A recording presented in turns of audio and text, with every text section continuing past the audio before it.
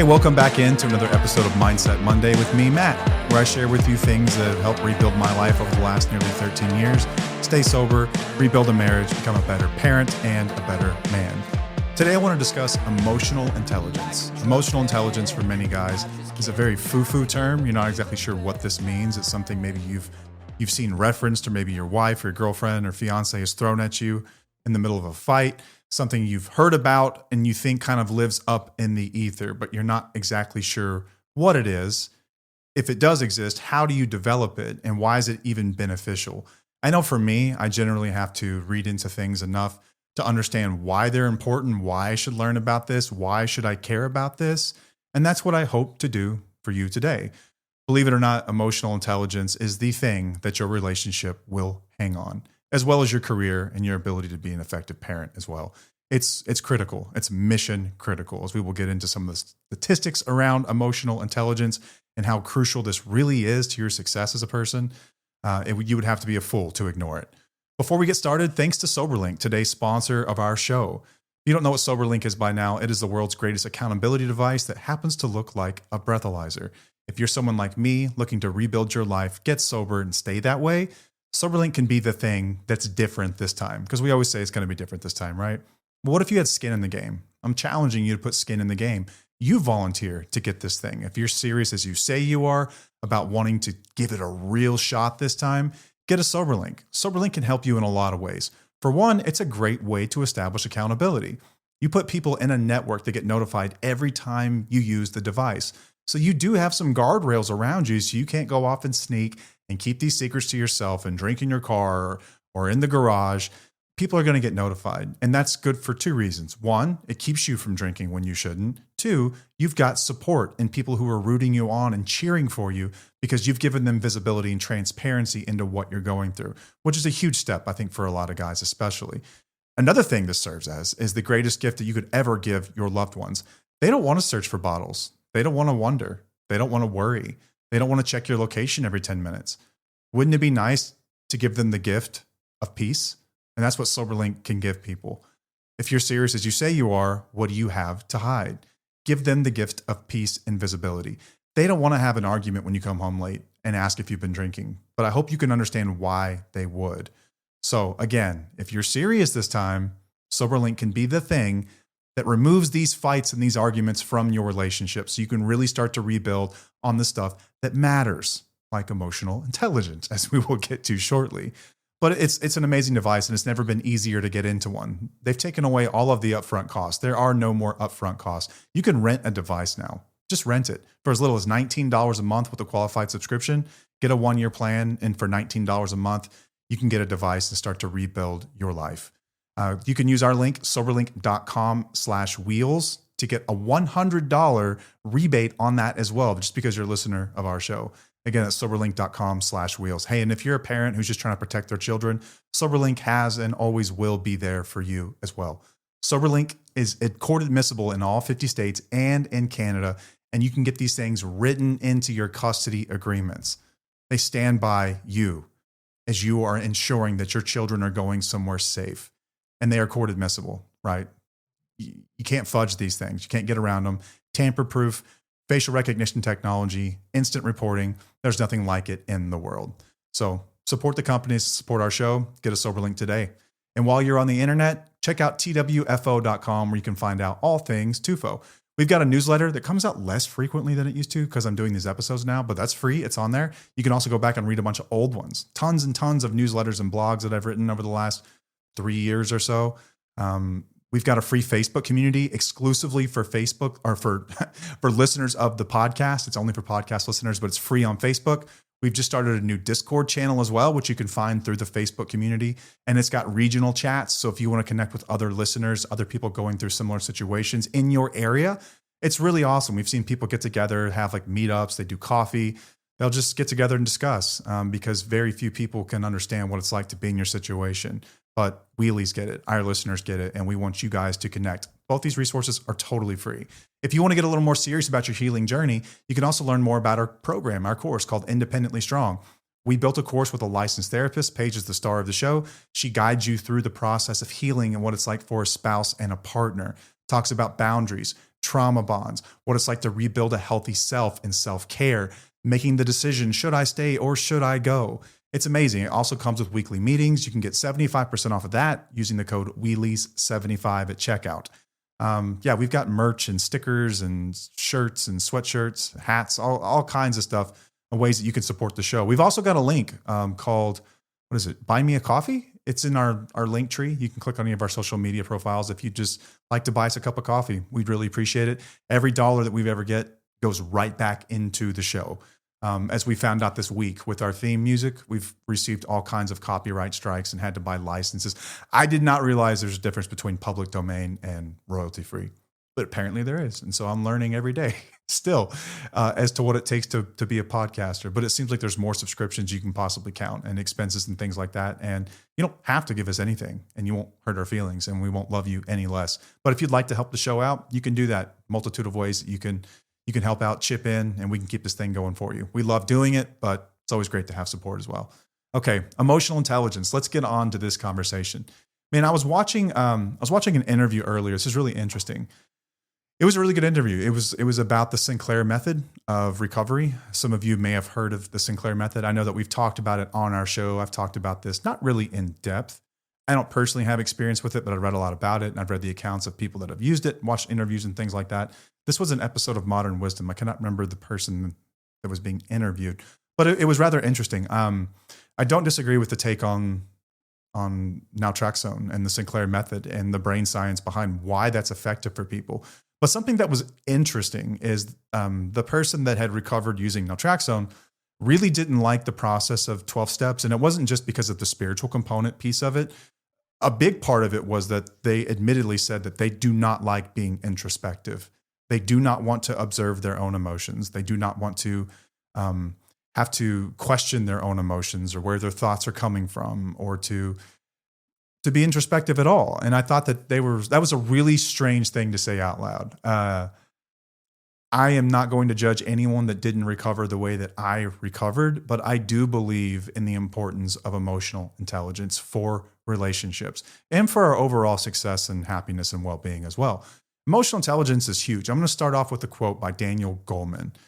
He said, if your emotional abilities aren't in hand, if you don't have self-awareness, if you can't manage your distressing emotions, if you don't have empathy and effective relationships, then no matter how smart you are not going very far. We spend years like stacking skills and chasing credentials and like climbing ladders in the corporate world. But if we ignore emotional intelligence, it's like building a skyscraper on sand. It's not solid footing. Eventually, it is going to collapse. And I think that sobriety is much the same way. You can get physically as sober as anybody in various ways. But I think that any real recovery journey is going to include some exploration of the why of it all and emotional intelligence, especially as it pertains to our relationships. Remember, drinking is typically a symptom of something else. For some people, it's past trauma, it's genetics, right? It's wired in you. It's almost like there's nothing you could have done to prevent it. Although nature has something to say about that, right? Nature loads the gun, but your environment pulls the trigger. It can also be the fact that it's really simple, that you really just like an altered state of mind. You really like that feeling and what that feeling provides. But what does that feeling actually provide? It's providing comfort. It's providing ease. As Gordon Keith said so amazingly, I love this, is that he feels like he was born 2 drinks away from happiness. He always felt like he was 2 drinks away from being complete and being happy. And I think that says a lot, not just about the state of us in the world and our inability to just feel comfortable and feel whole and feel ease. I think it says a lot about the emotions that are underneath that we ought to explore. I truly do believe that emotional intelligence is very in tune with high agency, which we've talked about a lot. And in order to be high agency, you also have to have emotional intelligence. I think I would argue to have any sort of a relationship that I would ever want to be part of, one that really matters, one where 2 people can grow together, you have to have emotional intelligence. You have to have the ability to look within and spot signs of yourself slipping before others do. I think that's crucial. It's absolutely critical. I know a lot of people struggle with this. And like I said, you can get sober, but what does that really mean? and not criticizing this person's, it was a really good interview. And she wrote a book, and if I remember the name of it, I would tell you, go buy the book too. It sounded really interesting, but I thought she was very transparent, and it was a really good interview, but it was really interesting to me that there was someone saying like, I don't want to dig into anything. I'm not trying to change the way I think. I'm not trying to question my motives. I'm not trying to question my beliefs. I'm not trying to develop. I'm just trying to get sober. And I think it's such a short-sighted way of looking at recovery in general, because if I was just going to quit drinking, if I just stopped drinking, I would not be married today. If I was married, even if I was married, I don't have a crystal ball, right? I wouldn't be happy. I know that Paige wouldn't be happy, because being in a relationship with an emotionally immature person it's oftentimes what people are upset about the most. And when spouses reach out to us, one of the things that they are really getting at underneath every bit of it is, I want this person that has empathy, that understands themselves, that understands me, that can anticipate my needs, that can anticipate their own needs, that has the wherewithal to look around in the world and see where they fit. That's emotional intelligence. And it's got different components, which we will go through, but that's really what people want. And if I would argue that if you could accomplish all those things, it wouldn't matter if you drank. Many, many, many times, spouses are attacking a substance, alcohol, drugs, whatever it may be. And what they're really asking for is emotional intelligence. But they think the vehicle to getting emotional intelligence is sobriety. That is absolutely false. There are plenty of people who can put down a substance and change nothing about their lives. And you can be every bit as miserable without the substance. That's why it's not just about the substance, it's about the behaviors. And I'd like to really get into that in emotional intelligence, and how we develop it. Where does it come from? Why is it important? How did I develop it? Because I didn't always have this, right? I was a very selfish person in a lot of ways. And I think that's a lot of what it is simply just being selfish. The lack of emotional intelligence, in my perspective, is just being rather selfish. You're not thinking about what other people need. You're not having these moments of sonder where you're listening to other people, or thinking about someone else in traffic and looking over and looking at their life and thinking it's every bit as complex as yours, and they've got their own desires and fears, every bit as valid as yours. Everyone in the world has their own individual experience, and we are not the main character. We are, even with the biggest relationships in your life, you're just a supporting cast member. They're the star of the show. And I think if you really want to get to understand people, and you really want to have meaningful relationships, that has to be at top of mind at any moment, right? And that's emotional intelligence. It's a skill you can develop. Some people are just born with more emotional intelligence than others, but you can also develop this. I'm sitting here fiddling with this rock, and I forgot to mention it. This is a recovery rock, by the way. It's got our logo on the front. On the back, it says, "Thank you for being my rock." Speaking of emotional intelligence, this is a really cool way to acknowledge the journey that your spouse has walked with you through recovery. Spouses don't get a lot of recognition. You know, maybe they work an Al-Anon program and they get coins, but those coins are from the people in their program, not necessarily from you. It's a really cool way to acknowledge from you. So we ship a lot of these things, which I think is really cool. Just because it's what it tells me is that there's a lot of people who are really taking this message to heart, and that's awesome. So this concept is not necessarily new, but I think it's new in the realm of mental health developments, medicine, academia. We're talking about the 1990s. This is when this really came out. I think it was Goleman who wrote a book in 94, book called Emotional Intelligence. But at its core, emotional intelligence is the ability to notice, understand, and manage emotions in yourself and in others. And Goleman broke it down into 5 areas. So let's go through the 5 components of emotional intelligence. And as we're going through these, ask yourself, do I have this? Do I lack this? Is this something that I need to develop? Is this something my loved one needs to develop? As you guys are working through therapy and everything else, this is important stuff to know. This is really crucial. First one is self-awareness. And what it means, it's recognizing your emotions as they happen and understanding their impact on your behavior. And here's some sneaky ways that it shows up. Let's say you come home irritable and after a stressful day, but you don't connect the dots. You're just stressed. And this is where I used to live, in this zone where I was just irritable. I was just really stressed. You tell everyone you're fine, but your tone and your body language and your energy sort of say otherwise. that was a big one for me. And I never really recognized the way that stress affected my mood. And then not knowing that, I was never able to come up with coping skills to lessen my stress, never doing any sort of breathing or meditation or prayer or exercise or any number of things that I've done over the last decade plus that have decreased my levels of stress. I get worked up easily. I know this about myself. That is self-awareness. That's self-awareness. I just recently had a big back procedure. They went in and they did at 3 different levels in my spine. They did an ablation. It's like they go in there and they burn the nerves or kill the nerves. I think they use radio frequency or something like that. But it's really, really painful. And the doctors were going to prescribe me what used to be my drug of choice, like an opioid. And I refused it because I know myself. I'm self-aware to know my patterns, right? That's a lot of what recovery is about, is recognizing your own patterns.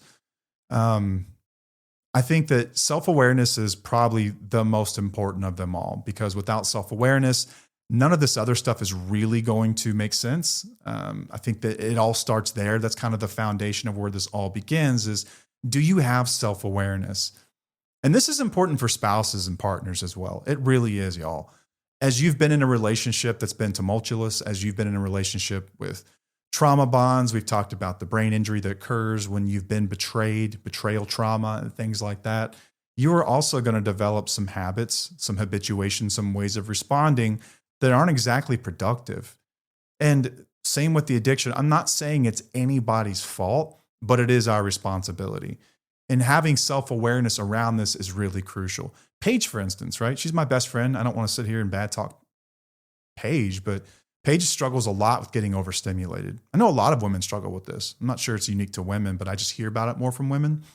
They get overstimulated. And when they get overstimulated, they snap on people, especially their kids, or it can be their husband. It can be anything rather benign that happens.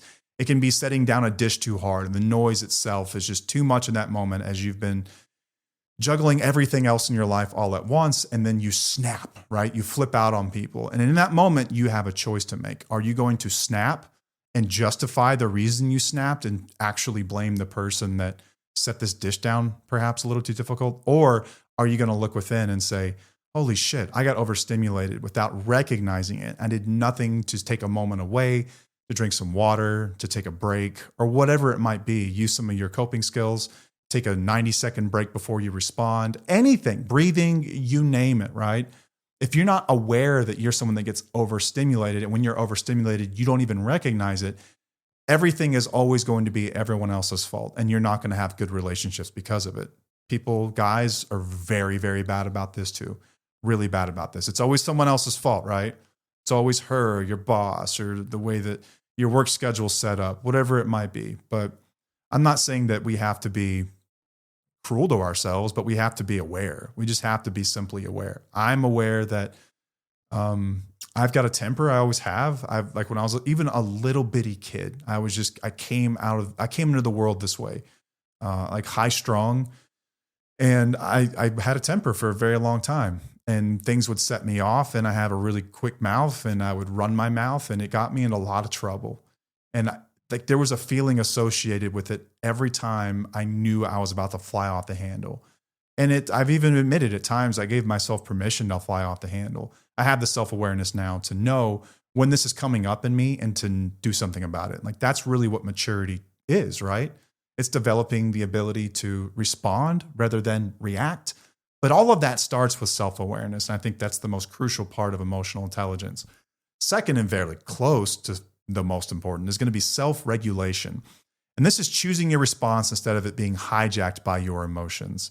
Paige and I were talking about maturity the other day, and she asked me to define what maturity really is. This was essentially the rough definition that I came up with, was the ability to choose a response rather than react from emotions. And I think it's pretty good. I don't think it's the best definition. I don't think it's all encompassing, but I think it gets at a lot of what we're after here, right? The ability to self-regulate. And this can firing off a text in the heat of the moment, sending an angry email, road rage incidents for those of you that are shooting the finger behind the wheel or honking at people or following people home or flipping out. I've seen all of it, man. Road rage is crazy. This can be when you recognize, or when you don't recognize that you're overstimulated, or that you're stressed out, or that you're depressed, and you start doom scrolling as a way to make yourself feel better. Or if you storm out of conversations rather than engaging with the emotions that you're feeling, if you're feeling invalidated or whatever it might be, and not having the ability to process through that emotion and act in spite of that emotion. It's a really difficult thing to do. Like, this is a life skill that everyone has to develop at some point. The ability to sit there, like Paige has always said, like, she's a terrible debater, and we'll be talking about something. I'll have a difference of opinion and we'll talk through it. And in recovery, I've become really good at regulating myself and being able to respond rather than react, and not get overwhelmed and overworked and have things become like nasty between us. And she's the opposite. When she gets worked up, she gets nasty and mean, man. It gets personal quickly. We're different in that way. I got a head start on this stuff, and spouses do take longer to heal. They absolutely take longer to heal. You're working through a lot of other stuff, and a lot of times the path isn't exactly clear, but it's crucial to learn how to self-regulate. In recovery, this is, next to self-awareness, this is the biggest skill that you will have to develop if you want to ever stay sober. And that's the ability to self-regulate. So you have to be able to identify what the emotion is. And I had to ask myself questions because I didn't really know. When I was in treatment, they handed me a feelings wheel. Google feelings wheel. You've probably seen one before pop up. And I'm looking at this thing and I'm like, the hell? Like, I don't think I've ever really thought about like what anxious feels like, and like what the root emotion of anxiousness is, right? It's fear. Or if I was angry, like, what is anger? Like, where is it coming from? Why am I angry? Or some weird ones sometimes. Like, let's talk about envy, right? Let's say you come across someone that you went to college with, and they're driving a really fancy sports car, and they're living in, the really nice neighborhood, and you're like, you want to hate them, but you're not really sure. And you feel also at the same time kind of less than, and you just feel sort of anxious, but you can't quite put your finger on it. I remember having this moment, and I was like, holy shit, that's envy. Like, I'm feeling envious. Like, wow. And then having a way to process through that and deal with that just by sometimes naming the emotion, but then acting in accordance with my values, not just the way I was feeling. Feelings are real to you, right? But feelings aren't necessarily facts with regard to the way that we ought to respond to the world. Most of the time, if not all of the time, you are going to get much more done in your life and have much better conversations with people if you can act from a place of reason rather than just purely emotion. Doesn't mean that there isn't a place for emotional conversations. Of course, there's a place for that. Of course there is, but it can't always just be one way. Next, we've got motivation. This is another piece of emotional intelligence. And this is kind of alluding, they all build on each other. This is letting your values, not your moods, drive your actions. Skipping the gym, bailing on commitments, quitting a project because you just don't feel like it, even though it matters to you, right? If it, like this podcast matters to us big time, but it doesn't mean we always want to sit down and do it. I have to act sometimes by my values and what's really important to me. Especially in recovery, there are moments where it's like, man, it would be really nice to have a drink or something right now. But what do your values say? What do your patterns say? Are you self-aware? This is how, like, cognitively we stay sober, and cognitively how we respond and have good relationships. I think that this shows up in a lot of ways. I think the most obvious is like showing up and staying consistent with like what you said you'd do, even when it's difficult. Like, let's say you've made a commitment to exercise or whatever it might be. The days that it matters the most are the days that you don't want to do it. Let's say that you're going to like AA or something, and it's like the meetings, the best ones are the ones that you flat out do not want to attend. And you have every excuse in the world as to why you don't want to F with it. You had a long day, you haven't slept well, whatever it might be. Those are the moments that we really have to get in there and do something. And there's brain science behind this too. The anterior mid-cingulate cortex is a part of the brain that's sort of responsible for willpower, and it's overcoming our emotions whenever we don't feel like doing something and doing it anyway. And you can actually build this part of your brain. The more that you do difficult things when you don't want to, it strengthens that sort of willpower piece of our minds. And it's not a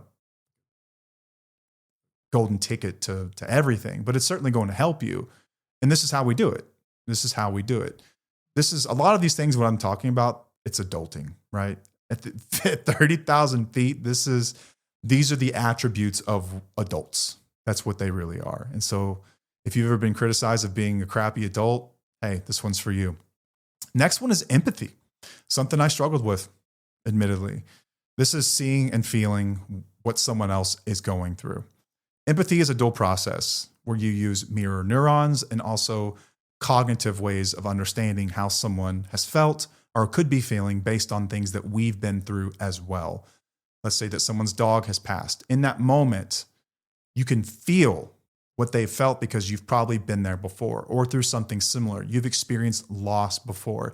And then sitting there with them in that moment, our minds have mirror neurons where we can actually feel what they're feeling in some way, right? People who are highly sensitive people, the work of Dr. Elaine Aron, like Paige is one of these, they say anyway, can actually feel emotions stronger than the person feeling them, which seems rather exhausting. But empathy is hugely important to understanding not just yourself, but other people around you. And it helps you respond in accordance with the way that you would want someone to respond to you in that situation as well.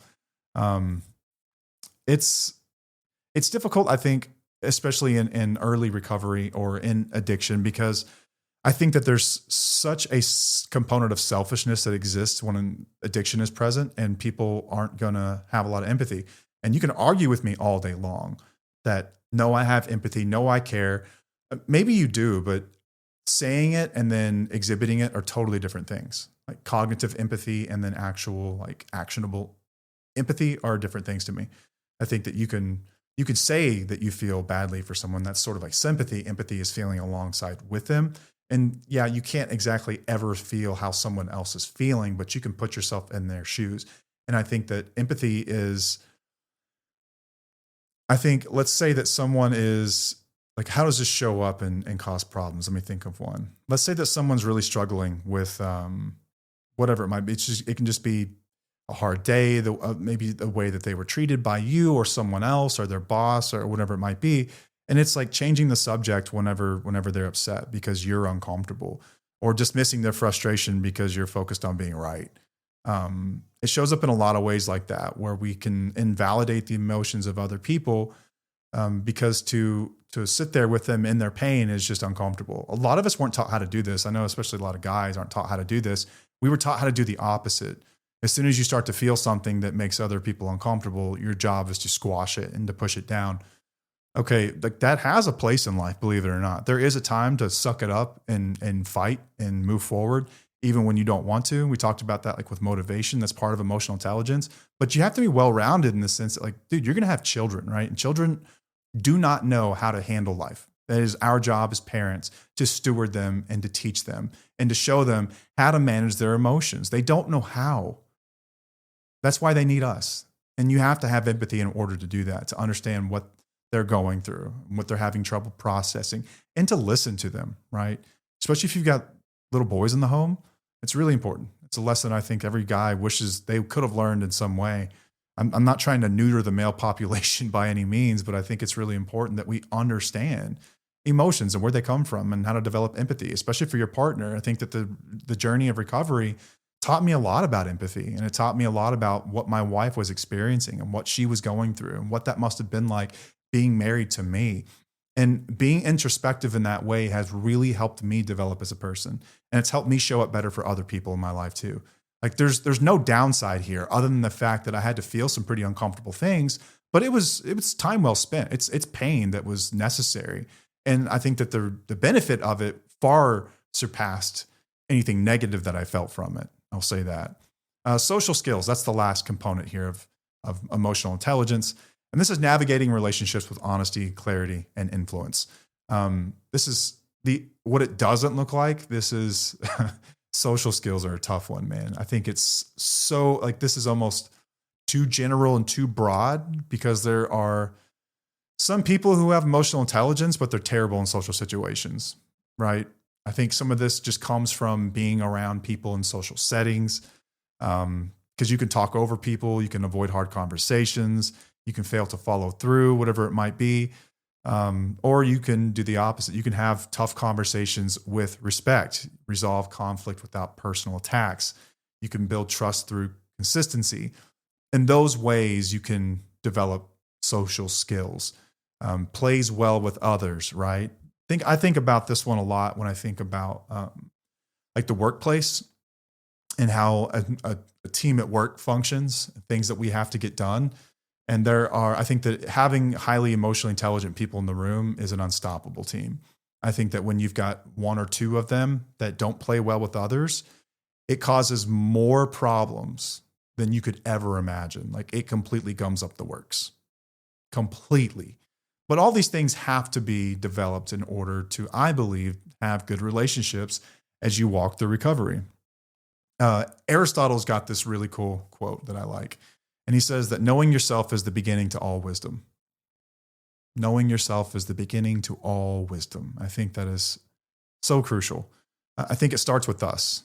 In order to know ourselves, we can then begin to sort of get an idea for how other people are experiencing life as well. And at that moment, something magical happens. You are no longer the center of the world. You're part of it. That's huge. That's absolutely huge. And that's what I think a lot of people miss out on when they're not exploring this kind of stuff in recovery or in general. They're completely missing out on this aspect that you are not the center of the world. It does not revolve around you. It is not all about you, right? Other people's bad days aren't about you. And sometimes you have to be there for them just as you would expect them to be there for you. And I think that that's what good relationships are made of, truly. But here's what research shows. So like I can sit here and tell you about why my opinion is and my experience with it, but you could be like, okay, well, really though, like what's the benefit? So Talent Smart found that emotional intelligence explains 58% of success in all types of jobs. I was reading a LinkedIn post here recently, and it was from an executive search firm, and they were talking about what they're looking for in new C-suite people, CEOs, CFOs, COOs, all these people, information officers, you name it, the C-suite people, they're looking for soft skills. No longer are they looking for the guy who is the best at creating pivot tables or the guy with the most knowledge on finance. They're looking for people who can manage people. That's the best guy that they've determined, or girl, I shouldn't just say guy. That's the best person to lead an organization is one that has soft skills, one that can lead people, one that has high EQ, not IQ. Anyone can develop IQ. EQ is something special. And every charismatic leader that you've ever come across has a high EQ. Anyone that reaches people with a message, anyone who can captivate an audience has EQ. What does that sound like, right? The leader of an organization, that's what you would want. So if you're someone who's disregarding this in your personal life, you're going to need it for your professional life too. It's really, really important that you develop this kind of stuff. Almost 60% of all your successes come from this. I think it was Harvard Business Review. Was it? It was Harvard. I think it was a Harvard publication that said that this is where skills are trending when it comes to executives as well. Like your future success will be contingent not just on your ability to technically do your job, but to understand people. That is much more important. AI is taking jobs. AI can't necessarily connect with people. Think about that too, as we kind of look into the future in the next 20 years. Here's an easy one. People with a high emotional intelligence earn on average $29,000 more per year than those with low EI. I think that's low. I think it would be even higher than that, to be honest with you, especially when you get to the upper tiers. This is huge. Like you are going to earn more. They say it's about who you know. Who you know is just as much about who you actually know and who you might have gone to school with or who knows who, as is, do they like you? And if you have a high EQ, you're more likely to be a likable person. So in relationships, meta-analysis across dozens of students shows that EI is strongly tied to satisfaction, resilience, and the ability to repair after conflict. And as stress researcher Hans Selye, I think that's how you say that, Hans Selye, reminded us it's not the stress itself that destroys us, it is how we react to it. And so can it be developed? Yes, I've already alluded to this. It can be developed. Your brain is an amazing thing. I think that there will be disorders in people that make this much more difficult. Neurodivergent people are going to have a harder time with this, I would imagine. Especially people who, like on the autism spectrum, would probably have a harder time picking up on some of the cues when it comes to empathy and facial recognition and the social settings and things like that. But even then, it can be developed. I've got friends who have children that are autistic, and a lot of the time spent is developing sort of like this EQ toolbox, which I think is really fascinating, right? Because they have no trouble picking up on some of the technical stuff. They're wicked intelligent, but when it comes to social skills, it's so important in the future of your marriage. That's what it's based on. It's that kind of stuff, right? She doesn't give a crap at the end of the day, really, how much money you earn. Are you a good person? Can they raise children with you? Do they feel safe with you? These things are more important, period. You can talk to people who are in marriages where there's a lot of stuff, but they're absolutely miserable and they will still leave that situation. And you can talk to people with nothing who have everything they need in other ways and who's happier, right? I mean, obviously the best of both worlds would be to find someone that does both, but how often does that happen, right? But EI is not a fixed trait. It is a skill set. And thanks to neuroplasticity, something we've talked about a lot on the show, your brain can literally rewire itself with practice. One powerful tool is called affect labeling. And it's simply naming what you feel. I alluded to this earlier. This is a tool that I used in recovery without even realizing it. I would have to ask myself, what is that feeling? Where is that coming from? So say it out loud. I feel anxious. I feel disappointed. Neuroscience studies show that this reduces activity in the amygdala, the part of the brain that triggers the fight or flight. We talked about the amygdala before, and engages the prefrontal cortex, the part that helps you think clearly. And remember what we talked about when it came to motivation, when it came to self-awareness, it was truly defeating the emotion and pushing through with reason and being able to respond rather than react. And that's where this comes from. And that's why mindfulness, and that's why journaling, and that's why reflection are so effective. They train the pause of it all, right? And they create that space that Viktor Frankl famously spoke of. He said, between stimulus and response, there's a space. And in that space is our power to choose our response.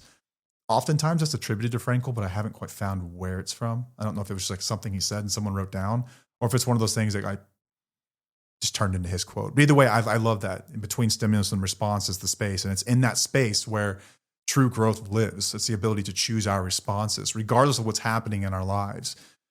This is massive. We talk about this a lot of times with spouses, like it's easy to react, and you have a right to react. And you've got reason, and you've got actual things that have happened to your brain that make it easier to react, much like someone who struggles with addiction, right? Does that sound familiar? But we do have the ability to choose our responses. It has to be intentional, and it's not going to be easy. It will feel foreign, but it is crucial to developing strong relationships, not just with yourself, but with other people as well. It's absolutely huge. And if you ignore this, let's just say that you're like, okay, that sounds wonderful, but bullshit. I'm just going to keep doing me. I'm good. My relationships are fine. If you ignore this, here's what's going to happen. This is just some of my experience with it. You will misinterpret intentions. And we've always said, and this is, please understand the gray area here. Intentions are important. Okay. Ultimately, actions are what matters, because we can say, I didn't intend to do that, but you did, right? You will misinterpret people's intentions if you don't have context. And context comes from empathy. It comes from self-awareness. It comes from understanding emotional intelligence. You can avoid a lot of fights when you can look at someone's situation and understand why they did something. It gives context, right? You're less likely to have massive blowups. I think, especially when I think about like in the workplace, thinking like generally, like even when people have like lost us a lot of money, I'm like I can see why they did that. Is it okay? No, we still have to go correct that, but it wasn't malicious. It's like Hanlon's razor, right? Don't attribute to malice what you can just attribute to incompetence. Understanding people's emotional state oftentimes gives you answers that you don't have to go searching for or fight over to dig out of them. You can sort of suppose it yourself. You can just, you will be able to see, right? You're not going to have to go, why did they do that? Why did they do that? You're going to understand it. And this can be beneficial for you as you're looking for sort of closure or peace in your life from someone that may never provide that for you. You can understand because you develop the emotional intelligence to understand why they do the things they do. I hope that you've discovered why you do the things that you do as well. That's what we're really here for. But you can understand other people's, and that's really important. It really is for a lot of people, for that closure they desperately seek, or for that understanding. I think one of the things that's the most frustrating in the world is when someone behaves in a way that you wouldn't, and like you just cannot understand, like, why would they do X? Well, it's because you never would. You would never do that. And so then you have to think, okay, let me put myself in the frame of mind of a person that would. And then you can start to say, okay, well, if I were to do that, then this would also have to be true. If I were to lie to someone, that would mean I must lack empathy. If I were to lack empathy, that must mean that I don't understand how my actions affect other people. That must mean I've never dealt with my own pain. Does that sound like the blueprint of someone that you want to be in a relationship with? No, not at all. Not even close. And now you can see how far they really have to go. And you can ask yourself a simple question. Are they going to be willing to do that work? The answer is generally no. So this can help you. Like, I don't mean to diminish what you're going through, or just like put the flame out on any hope that you have, but that's just the truth for a lot of people, is that this will help you gauge someone's intentions. It will help you read that in a way that is beneficial to you. You will also, if you ignore, right, you will react impulsively. And in doing that, you will damage trust. This is like, for me, reacting impulsively. My God, man. If there were like a bucket over here and I had to put a penny in it every time that I reacted impulsively, it would, like, the floor would be filled. It would look like Scrooge McDuck's vault in here, just full of coins. I wouldn't know. Millions of times in my life, probably, I've reacted impulsively because my feelings were more prevalent. They were so big in the moment that I couldn't stop them. I couldn't control it. I was going to respond. I was going to react rather than respond. And it really screwed with my relationships, and not just because trust was damaged, but because safety was damaged. When I react in anger or I react in outburst, that signals I am not safe to other people around you, including your children. They will start to feel hypervigilant. They will feel anxious. They will not come to you and feel comforted. And if I know anything about men that I've come to know, men that truly want to be better men, is that they want other people to feel safe with them. That is, as a natural protector, that's what you want, right? Well, you're effing it up right now if you're not doing this. They're never going to feel safe with you when they see you act that way. I don't know why this guy keeps coming up, but Dax Shepard, I was listening to a podcast like about a year ago, and he was telling this story when he was sober, and there was like some dude on the side of the road, and he threw like a cup at his windshield and like busted over the windshield. And he got out of the car, and I think he beat the shit out of the guy. And his wife, Kristen Bell, was in the vehicle, and he got back in the car, and he was doing this because he feels like he's protecting someone. Like, he's letting them know, like, I got your back. I won't let anyone come after you. But she said it had the exact opposite effect. And he said when she told him that, like, he looked in her face and she was scared of him. She didn't feel safe at all, not even close. And he said in that moment, he was crushed, and he was like, oh shit, now I get it. Now I understand. Oh, and it's something that he really had to address and work on, and I think it's crucial, man. I want people to feel safe with me. More than anything in the world, I want people to feel safe with me. Like, when my son or daughter or my wife can come like cuddle up next to me and talk to me, or just lay their head on me, and it's not performative, it's just because they feel safe with me. That's the greatest compliment you could ever have as a husband or a parent or a friend.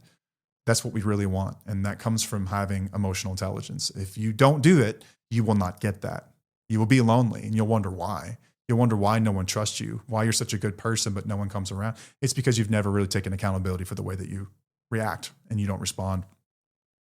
If you will also fail to see your own blind spots, which I think is an oxymoron. It might be. You won't know where you have work to do, if that makes sense. Being self-aware is a blessing and a curse.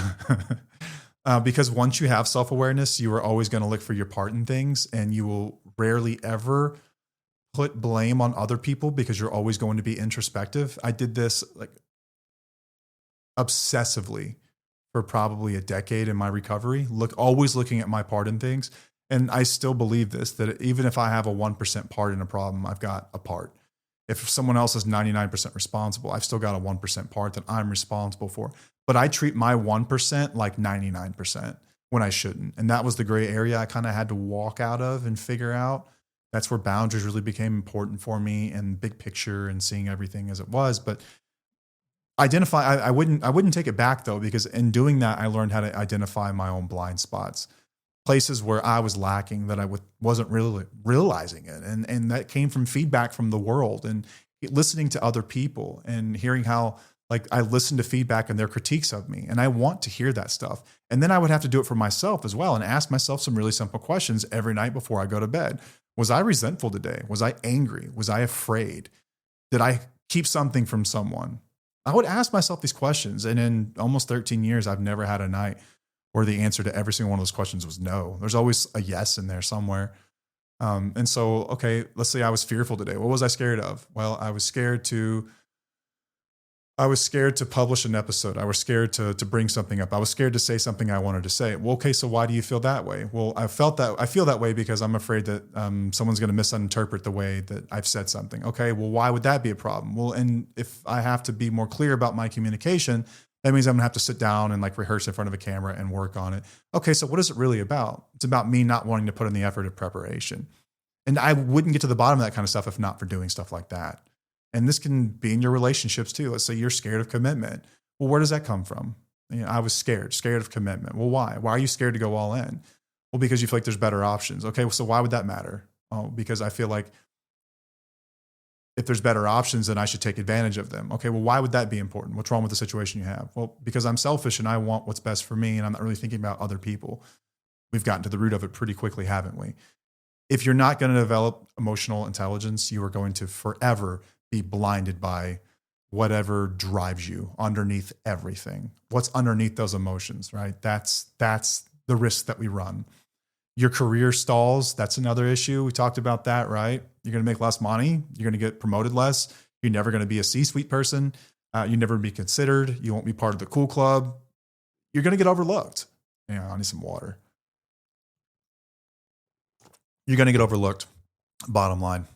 And then, your relationships eventually are going to collapse under resentment and disconnection. Low emotional intelligence is a silent deal breaker for people. And this is why marriages fail. This is why teams implode. This is why talented people plateau, is because they do not develop emotional intelligence. This is oftentimes, I think, why a lot of relationships fail in sobriety. It's not just about the things that happened. It's about the inability to move forward through those things. It's about your inability to hear what's happened and to make sense of it all and to do something with it. That's what it's about. And that's what spouses, partners, that's what anyone's really wanting in a relationship. I would argue if you could be emotionally intelligent and present, no one would give a shit how much you drink or what you use. But I would also argue, I would challenge you to use drink the way you do and also have emotional intelligence. Emotional intelligence is the most important set of skills that you can develop as a person, as a human. Your relationship depends on it. Your ability to parent children depends on it. Your ability to be in a career or to start a business or be successful in any way hangs on this, and we have to develop it. Adam Grant he's just like a quote monster. I think he's a psychologist. He's been on podcasts and stuff like that, but I follow him on Threads. He said this, and I love it. He said, a mark of emotional intelligence is prioritizing your values over your moods. Immature people are victims of their feelings.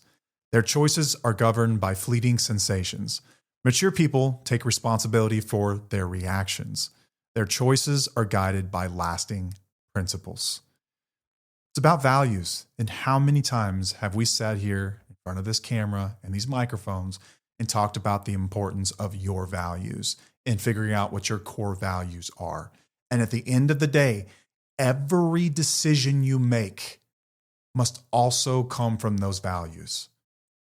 Every decision you make comes from those values. That's why they're so important.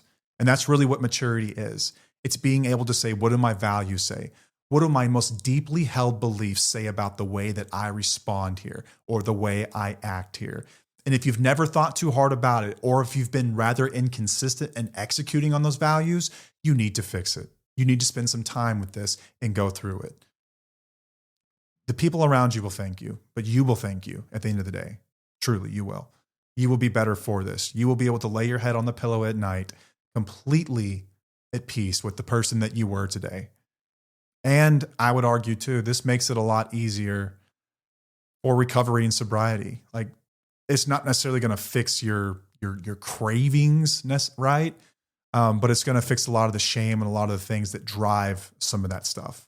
Like, once you're physically sober like anyone else, and you've gotten through sobriety, and let's say you're like 6 months in or whatever it is, like, this is the stuff that you're working on now. This is the stuff that really matters. This is where you need to be spending all of your time, every bit of it. I think recovery was a huge bait and switch for me. I wanted to stop drinking so I could become a better person. But what I found was that when I started to behave like a better person, I didn't have the need to drink anymore. And I can't even tell you why that is, but that's just the way it works. That was my experience with it. When I started living by my values, I stopped needing to put something in my body to feel okay with myself. When I really started to focus on that, I didn't have to think about not drinking. It was a byproduct, if you will. It was bait and switch. It was really cool the way that worked, because I just wanted to learn how to manage my drinking. I just wanted to learn how to not drink, but I didn't want to change anything else. And I'm glad that I listened. I'm glad that I was convinced that it was really about changing my behaviors and my values and my ideas and my beliefs and the way I showed up. And as a result of doing that, I didn't have to put anything in my body anymore. And I think that's amazing. That's how I've stayed sober. That's how I've rebuilt relationships. And underneath it all, this is what people are really wanting. This is what girls want. Guys want to know what girls want. This is what girls want. They do. Other things matter. Yes, it matters. But this is really what anyone would want. When you're looking for safety in somebody, this is what they're after. When you're looking for someone to start a family with, this is what they're after. If you're looking for someone to hire to run a business, this is what they're after. These are the things they're after. Yeah, you do need to get to the gym, take care of yourself. You do need to have a somewhat decent job, right? We all need to support ourselves. Shit's expensive. But at the end of the day, these are the things that matter the most. This will make you feel appreciated. This will make you feel desired and wanted, and all these things that I hear from guys on a regular basis that they're not feeling. Do this stuff. Do this stuff. And it's not that difficult. It's really not. Like, to me, it's become common sense, but I can also remember a time when it wasn't. But if you start to dive into it, you're going to discover all kinds of amazing things. Check out our website, twfo.com. We've got a reading list. There's a lot of books on there that kind of deal with this sort of thing. And you should check them out. You should read them. You should start to explore what this means to you and develop it. That's what I did. Right? It was practice over time. It was surrounding myself with people who were practicing this stuff. It was a lot of reading, a lot of podcasts, a lot of exploration. And over time, you get good at it. Like anything else in life, you practice it and you get really good at it. And then one day I hope that you can show someone else, like your kids. That would be huge. That would be amazing. So let's go through, let's do a challenge, man. Let's do a challenge this week. Let's do a name it, don't numb it challenge. We talked about affect reasoning. I will once a day stop and say, right now, I feel blank because blank. You have to answer that question. I feel blank because blank. And it cannot be surface level. This is a question, it's like recursive. You're going to have to keep asking the question to get to the answer. So right now I feel anxious because you're going to say, because he's drinking again. But what is it really saying? What is it really saying, right? Is it because he's not listening when I tell him how much this hurts me? And that hurts me because when I was younger, someone did that to me and it put me in a place where I felt like I had to rely on others for my own safety. And then if I were to try to defeat that, I would have to create safety on my own. I would have to take responsibility for my environment. You see how far we can go with just a simple question like that? It's amazing. It really is. But this is how I started to develop like an understanding of my emotions rather than just saying like, how do I deal with the anxiety? What does that mean? Like, let's explore what that actually means. You can do this in therapy too. It's really cool, but you can do it in your car, just sitting there. Right now, I feel blank because blank. Or sometimes it is just that simple. Sometimes it's like, I feel scared because I have a presentation letter. And we all know like public speaking is one of the greatest fears that people can have. and you're sitting in front of people, you're afraid you're going to make a mistake. Someone's going to challenge you, or you're going to slip up. Your voice is going to crack. You're going to fall on stage, whatever it is, right? In the end of the day, it's because a fear of judgment, right? And where does that come from? Run the tape, figure it out. It's really fun. It's kind of a fun game, actually. 90-second pause. That seems kind of long, but I think it's appropriate. When you're triggered, wait 90 seconds to respond. And I think really when it comes to emails and texts, this is huge. It's how a lot of you are communicating anyway. If you were face to face with somebody and you wanted to have a 90-second pause, that would be weird. We're talking about like emails and texts and things. There are so many emails in my drafts folder that have sat there because I got pissed and I was about to send a scathing email. And one of the best pieces of advice I ever got from this friend of mine, his name was Rich, who was an amazing man, and he passed away. I think he was 9 years sober when he passed away. Cancer, not alcohol related. Told me, just let the world spin, bro. Just let the world spin around a couple times before you reply to that. And I would do that. I would put the email and I would write the angry email and I would stick it in my drafts folder. So it was cathartic writing what I wanted to say. And then I would leave it there. And then I would come back to it after like a minute or two, or sometimes even longer than that. It'd be like a day, depending on how big the situation was. And I would read it and I would be like, oh, I'm so glad I didn't send that shit. Holy crap. Because by that time, I was able to see the situation more clearly and respond in accordance with my values and who I'm really about, not just my anger. And that was huge, man. And then over time, like I started to respond accordingly, right? Rewired my brain to think about this and understand that even though I'm going to go there, that's not the right way to respond.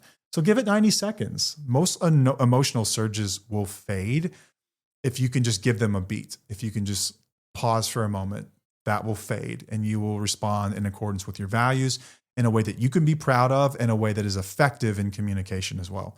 You won't have to apologize after the fact. Let's do also another challenge. Let's do an empathy check-in. Ask one person this week. This is for guys like me. What's the hardest part of this for you? Just ask them that and then reflect back on what you heard in one sentence. What's the hardest part of this for you? Let's say that I come home and Paige has been struggling with creating content, right? Whatever it might be. This is something we struggle with because we feel a lot of pressure to like bring something excellent every week. And I think that you can really drive yourself nuts when you put that kind of pressure on yourself. And I'll come home and say, what's going on? And she'll just talk to me. She'll say, you know, I've got writer's block. I want to say this, but I don't think that that's effective. And I feel like a dumbass and I feel like I'm a shitty podcaster and a crappy writer or whatever it is. And I'll just reply back to what I heard from her and just letting her know that I heard her. It's like, I totally understand. The process of writing is so difficult. And, you know, the challenge of coming up with new stuff is really hard and you feel all this pressure and you're more or less just repeating it. It's a reflection exercise. It's mirroring, you know, in psychological terms, it's called mirroring. Actually, hostage negotiators use this technique a lot. And it's a way to let the other person know that you heard them. And in that moment, they feel, oh, they understand me, right? It's validating for them. And then you can start to have a real conversation based on that. Usually, sometimes she doesn't want to talk about it. Sometimes she says, leave me the F alone. And that's cool too. That's fine. Because at least I know I'm safe and she would. If she wanted to, she would have that convo with me. So pick one of those, practice it for the next week. I would love to hear back from you how it's going. You can reach out to the show, info@twfocouple.com, or you can reach out to us on social media. We generally, if it's something related to the show, you'll usually get either an acknowledgement of a response, like an emoji, or you'll get a response from us, especially when people respond to challenges. I love to respond to that kind of stuff. I appreciate reading that kind of stuff. I really do. I care if you guys are doing well. I care. I genuinely care. I think about you guys. I want you to do well. I want you to take some of the stuff that I've learned and make your own thing with it. Make it better, you know, like run with it. I love to see people win. I love nothing more than to see people around me winning. And so I hope that you guys can take this and do something with it. Hopefully you've learned something about emotional intelligence this week. Hopefully it's something that I hope that you've learned. For the guy like me, I hope more than anything that you recognize this as something that is going to be critical to your life moving forward. And it's really made you second guess your stance on it up until now. I really do. I hope that this has been an aha moment for you. And for the rest of you that already know about this stuff and you're like, I got that shit down, awesome. Maybe you've heard me put it in a way that simplified it in your mind so that you can communicate it even better to other people in your lives. So until next time, I am Matt, and thanks for joining me.